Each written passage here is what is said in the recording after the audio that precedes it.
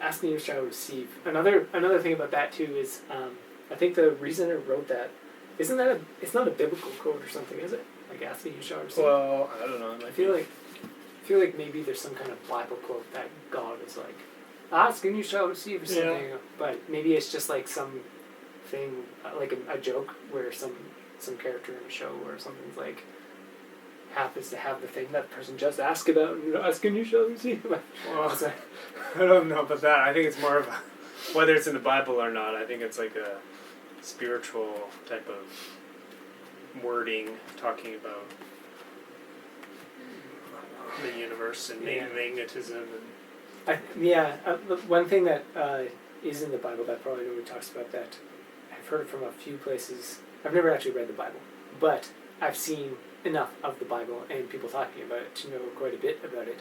But one thing that is funny and sneaky that it seems people who aren't biblical, is that the word? Religious, who follow it, yeah. Look at the Bible very differently, to the point where the I don't want to say like the silly parts, but the parts that don't, there's nothing you can really carry forward into life from. It's just like belief systems.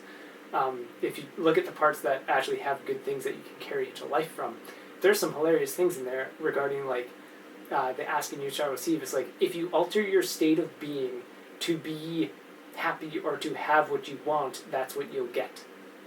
And like it says that directly in the Bible, not those exact words, but it says that repeatedly in all sorts of different ways, and it's a lesson all over the place, particularly in like the best parts of the Bible, not the crap parts where they're like just people, the end of the world and all this nonsense, but like the parts where there's stuff about like how to live and what life, how life operates. when the Bible or any spiritual practice talks about it, it's basically like, just learn how to change the way you are, and then the whole world and everything around you will shift to match that. And like we talk about morphic resonance or quantum field theory or whatever the modern sciencey terms are being thrown around. It's like consciousness and like anything.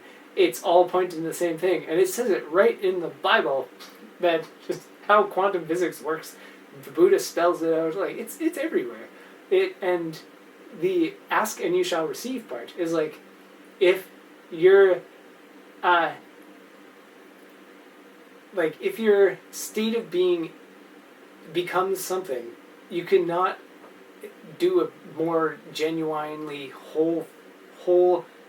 not wholesome, but like wholesome, I guess, form of asking than to be exactly that. It's almost like the law of attraction kind of things powered now, all this other stuff, like there's like the surface layer of it, but then there's the actuality of like energy, and then there's the reality of state of being that generates energy and makes energy even a thing, and like all the layers to all of this, like me bundling up all of my energy and giving it to this thing.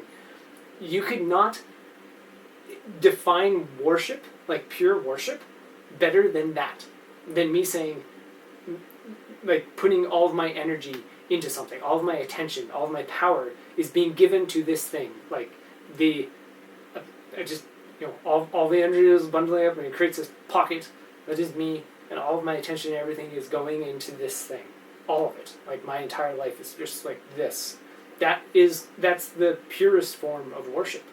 And that is, you can almost say it's what marketing is all about in a way. Yeah. Of like without knowing it, the media will abuse exactly that, where it's like, if you can perpetuate on every level that this person is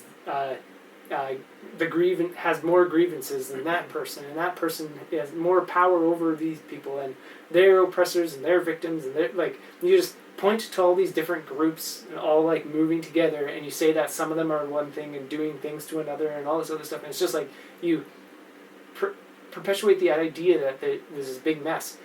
Everybody has this pocket of energy that they're then going to give to either, oh, poor are these people, and oh, they're the bad people that have done things to people, and oh, this and oh, that, all over. And that is called worship. Like, by definition, by functionality, like what is happening is worship. And that's how a media can thrive so much off of negative views of like whatever it is, and why an article that talks about how she was beaten by her husband and and this person, they got in a car accident, and they got robbed, like all that stuff.